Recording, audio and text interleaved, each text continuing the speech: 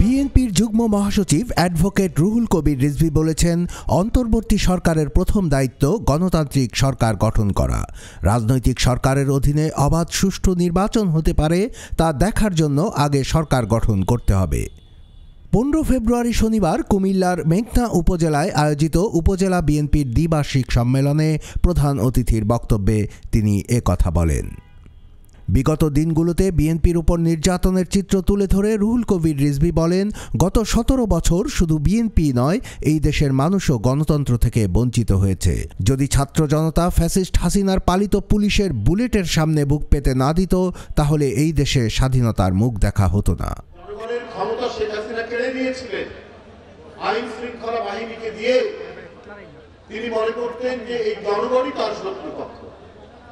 রাজনৈতিক দল নির্বাচন করবে, এলাকায় এলাকায় সংসদ সদস্য প্রার্থী দেবে এবং যাদেরকে খুশি জনগণ তাদেরকে ভোট দিয়ে যে দল বেশি সিট পাবে, আসন পাবে, তারা সরকার গঠন করবে। এখানে স্থানীয় সরকার নির্বাচন আগে করার কারণটা কি আমি জানি। রাজনৈতিক দলের অধীনে যে দলকে জনগণ ভোট দেবে তাদের অধীনে সুষ্ঠু নির্বাচন হবে। তাহলে তো অবিশ্বাস থেকেই গেল। যে অবিশ্বাস শেখ হাসিনা সৃষ্টি করেছিলেন, যে অবিশ্বাসের বিরুদ্ধে এত লড়াই, এত সংগ্রাম, শেখ হাসিনা এত গুম করেছে, এত খুন করেছে, এত ক্রস ফায়ার দিয়েছে, এত লক্ষ লক্ষ মামলা দিয়েছে, শুধুমাত্র একটা আবার সুষ্ঠু নির্বাচন, আমার ভোট আমি দেব, যাকে খুশি তাকে দেব, সেই যে পদ্ধতি, সেই যে জনগণের বিশ্বাস, সেই বিশ্বাসের জন্য তারা লড়াই করেছে। তাহলে কি অন্তর্বর্তীকালীন সরকার তাদেরকে বিশ্বাস করেন না? এই সরকারের উচিত সর্বাগ্রে জাতীয় সংসদ নির্বাচন দিয়ে।